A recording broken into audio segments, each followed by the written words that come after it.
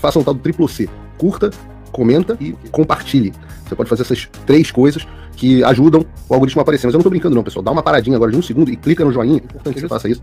Porque se você não fizer, inclusive, atrapalha o vídeo. Parece que o vídeo é menos relevante.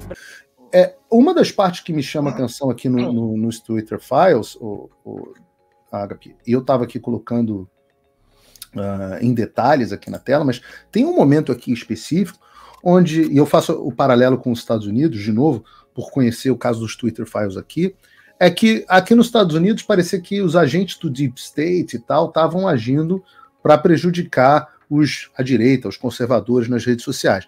Nesse trecho aqui especificamente, parece que a Polícia Federal Brasileira ela estava sob pressão ela própria. Parece que a polícia brasileira estava sob pressão própria. Olha que interessante, em março de 2022, a gente já está no ano de eleição, segundo vocês escreveram, o diretor jurídico do Twitter para a América Latina disse que se encontrou com o juiz, referindo-se ao Xandão. Ele disse que ficou surpreso ao encontrar ali a Polícia Federal e funcionário técnico do tribunal trabalhando na investigação da hashtag, ou seja, uma força-tarefa para investigar o uso de hashtags. Lembrando, eu preciso lembrar isso para as pessoas, David. O Brasil tem tráfico de criança, pedofilia, tráfico de drogas, problemas gravíssimos de corrupção. E, no entanto, existe uma força-tarefa paga pelo dinheiro do contribuinte para investigar hashtag. O TSE pressionou por dados privados do usuário sobre e aqui essa parte é muito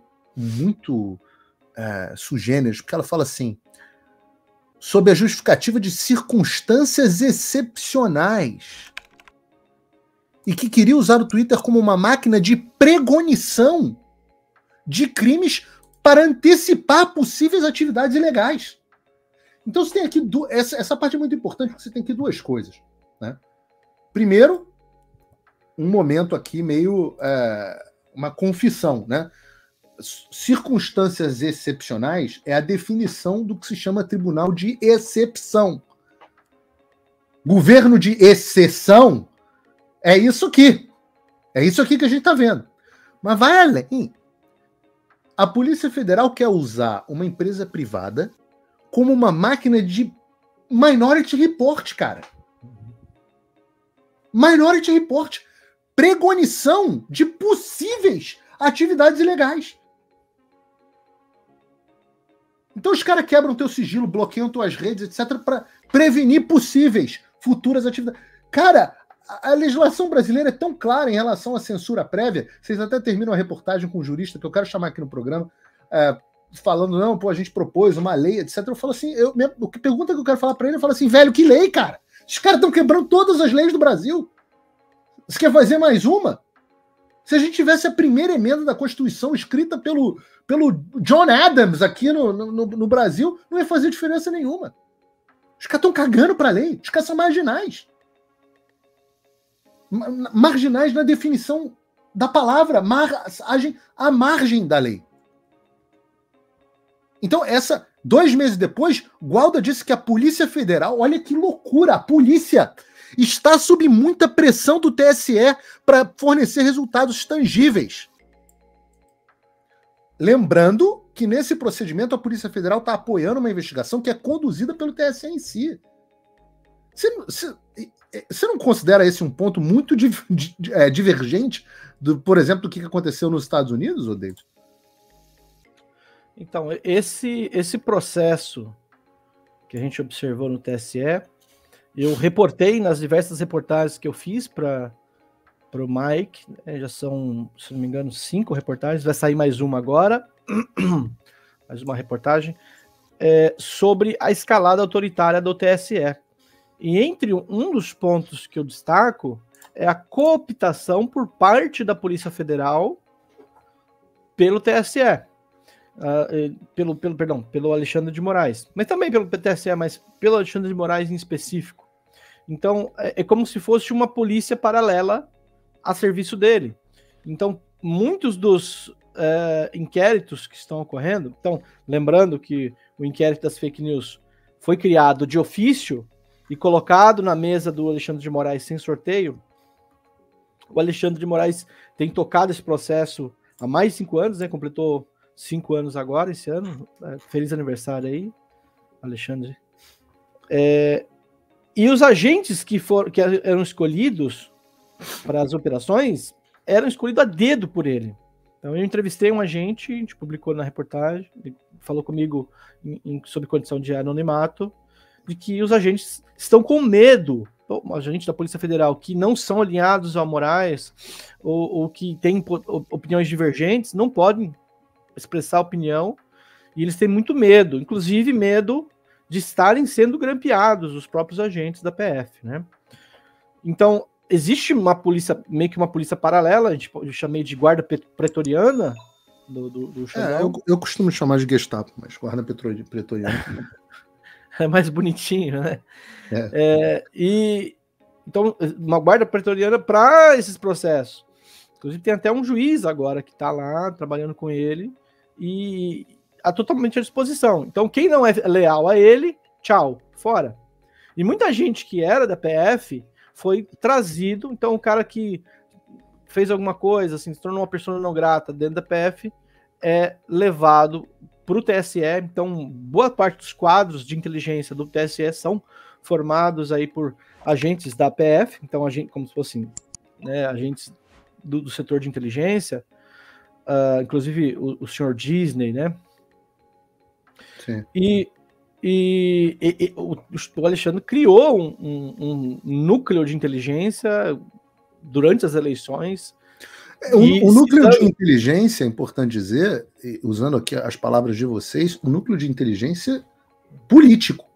Porque diz aqui, além disso, o TSE exigiu informações de assinatura e endereços de IP, volto a falar, baixem VPN, link na descrição, dos usuários que usaram a hashtag. Aí você vai ver, a hashtag era o quê? Morte ao Xandão, ditadura militar, volte, abaixo o Estado Democrático de Direito. Não, a hashtag era hashtag voto democrático auditável.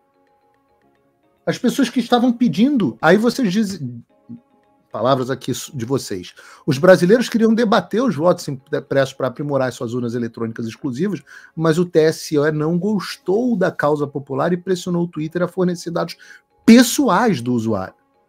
Uhum. Sim. Esse núcleo, então, criado pelo Alexandre de Moraes nas eleições de 2022, passou um pouquinho, né? Passou batido. Não houve muita comoção, até porque era um período político conturbado, né? Então estava no auge das eleições e, apesar de ter sido noticiado pela imprensa, passou meio que por baixo do radar, né? E a gente resgatou isso agora, levantou novamente essa informação nas reportagens que a gente publicou. E esse núcleo, ele não foi encerrado, ele não... até quando a gente publicou a reportagem agora no mês passado, ele não havia sido encerrado. Pô, ou seja, encerrado, né? Era um... sim, ele era um núcleo de inteligência criado nas eleições, com delegados, inclusive de polícia militar, e ele não havia sido encerrado, e agora o Alexandre de Moraes transformou esse núcleo num núcleo permanente, que é esse CIEDD, não lembro de cabeça agora qual que é a sigla, uma sigla nova que provavelmente a gente vai decorar ao longo dos anos aí. A gente vai... Vamos ouvir falar muito agora. Vamos ter tempo. Até agora está com poder de polícia, então... A Anatel, e agora, ontem anunciou-se a parceria desse grupo do TSE com a AGU, que, para quem não lembra, a AGU, o ministro Messias, conhecido informalmente como Bessias, o garoto de recados da Dilma Rousseff, o AGU, ele criou-se dentro da AGU o Ministério da Verdade do Lula. E agora o Ministério da Verdade do Lula se uniu ao Ministério da Verdade do Xandão, criou-se então agora uma grande parceria entre Supremo e Executivo para espionar os cidadãos do país. Que Deus tenha misericórdia de nós, Agape. Que Deus tenha misericórdia de nós. Olha, muito obrigado. A gente podia passar aqui o dia inteiro falando sobre esse assunto. Eu agradeço imensamente. Recomendo aí as pessoas que estão nos assistindo. Não sei se o Agape vai estar hoje ou amanhã no Oeste Sem Filtro, mas vejam aí, acompanhem o Twitter dele. Qual é o seu Twitter, Agape? David David_Agape_. David_Agape_. Sigam ele também no Substack, que é um Substack muito bom para vocês acompanharem, o Public também. Então, Agape, mais uma vez, muito obrigado, parabéns pelo teu trabalho, eu tenho certeza que a gente vai voltar a se falar muito aí ao longo das próximas edições. Que isso, Paulo, obrigado pelo convite. Ainda hoje eu pretendo publicar, né, se não hoje, amanhã, um texto lá no meu site, A Investigação, detalhando alguns bastidores dessa reportagem, né, dessa série de reportagens aí. Talvez seja muito interessante, né? Eu quero muito. Como foi todo o processo aí. Ficou muita dúvida no ar, né? As pessoas ficaram com muitas dúvidas. É um assunto complexo, foi publicado em inglês, a gente não teve, né, muito foco para aqui para o Brasil nesse primeiro momento, mas você vê que já vários veículos publicaram. O Michael. A gente está atento. Entrevistas. A gente está atento.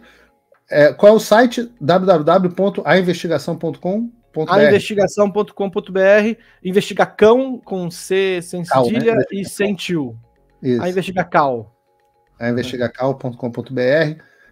Acompanhem lá o trabalho do Agape, que é fundamental, e se puderem, apoiem ele também. Agape, mais uma vez, já tinha dito aqui, você hoje é um dos grandes jornalistas investigativos, talvez um dos únicos que sobraram no país. Parabéns aí pelo teu trabalho e volte mais vezes, viu? Obrigado, até a próxima. Tchau, tchau. Eu podia passar o dia inteiro aqui falando desses Twitter Files. Eu volto a dizer, tudo sobre os Twitter Files está em português. Eu coloquei no meu site, a tradução da Ana Paula Henkel. Agradeço aqui a minha querida Ana Paula. Porque isso aqui é o tipo de informação que eles publicaram em inglês, e que, óbvio que o público deles é o público do exterior, e isso viralizou de uma forma gigantesca, mas a gente não pode deixar de ver isso. Tem muito mais sobre isso. Eu recomendo a vocês, aqueles que falam inglês, porque isso a gente não conseguiu traduzir, que vocês leiam os e-mails, propriamente dito, porque tem muita coisa que não saiu no texto da reportagem, que a reportagem não dá para ser extensa. Mas tem aqui a censura, por exemplo, nessa reportagem do pastor André Valadão. Censura das redes sociais, um cidadão fora do Brasil, pastor de uma igreja aqui nos Estados Unidos, em Orlando, igreja lá no IN, como que foi o processo de censura das redes sociais dele, com multas absurdas. Teve o caso da Carla Zambelli, o caso do Marcel Van Hatten, estou falando de parlamentares eleitos. A Zambelli, se não me engano, é a mulher mais votada do Brasil. Marcel Van Hatten, ninguém pode dizer que Marcel Van Hatten é bolsonarista. E, no entanto, perseguidos pelo Alexandre. Olha, esse até agora, até esse momento, vocês podem entrar, de volta a dizer, vocês podem entrar aqui no meu site para acompanhar essa reportagem. Até este momento, tudo que nós tínhamos eram depoimentos, eram, obviamente a gente sabia dos fatos propriamente dito, mas a gente não sabia de como funcionavam as coisas e do grau de ilegalidade. Agora, e pelo visto, o Agape não pôde nos antecipar aqui, mas pelo visto teremos mais fases. Eu quero uma fase que diga o que aconteceu com o meu. Queria muito saber o meu banimento, qual foi a história do meu banimento, o que eles mandaram para o Twitter, se o Twitter comentou alguma coisa a respeito. Eu gostaria muito de saber. Não sei se vai chegar até esse momento, mas eu tenho interesse pessoal em saber essa história. Mas teremos novas fases, com novas informações. Isso aqui é objeto central para uma CPI. Para ser incluído, por exemplo, dentro da CPI do abuso de autoridade, que já tem a coleta de assinaturas necessárias. Isso aqui é batom na cueca para abuso de autoridade. Isso aqui é batom na cueca legalmente para o impeachment. Por que ele não acontece? Por medo. Por medo. Mas eu faço uma previsão aqui para vocês. A situação do Alexandre de Moraes está se tornando insustentável. Não tenham dúvidas que uma hora o sistema vai oferecer, figuradamente, é claro, a cabeça dele. E se ele, no auge da sua vaidade, acha que não, é porque realmente ele perdeu completamente a conexão com a realidade. O que é normal. Acontece muito, tanto com psicopatas quanto narcisistas e psicopatas narcisistas. Isso é uma coisa que acontece com certa frequência. Mas o grau de pressão internacional, reparem, para isso ter chegado até nós, é porque o Elon Musk liberou. Se o Elon Musk estava disposto a vir ao Brasil, se o Elon Musk está liberando material especificamente sobre o Brasil, é porque o homem mais rico do mundo, ou um dos top 5, entrou na briga. Tomara que entre mais. Tomara que entre mais. Oi, eu vou ter que parar o vídeo só para te atualizar. A perseguição implacável continua. Desde dezembro de 2022 eu continuo sem passaporte, com as contas bancárias bloqueadas, redes sociais banidas no Brasil e muito mais. Agora estão vindo atrás de mim até porque eu contei para vocês os bastidores do que acontecia com os militares. E a novidade é que o Locals, onde muitos me apoiavam, fechou o acesso aos brasileiros por conta do STF. Então criei uma nova forma de você me apoiar diretamente. Você pode ser agora meu apoiador com uma pequena quantia por mês e ter acesso a vários conteúdos exclusivos, ou você pode agora também ser o meu patrono e passar a integrar comigo o meu grupo de elite, um grupo fechado de WhatsApp só para os patronos, além de fazer reuniões de Zoom mensais comigo para a gente discutir a situação do Brasil e do mundo. Se você quer que eu continue fazendo o meu trabalho, me apoia, use o link na descrição e eu garanto que eu vou continuar fazendo a minha parte. Muito obrigado.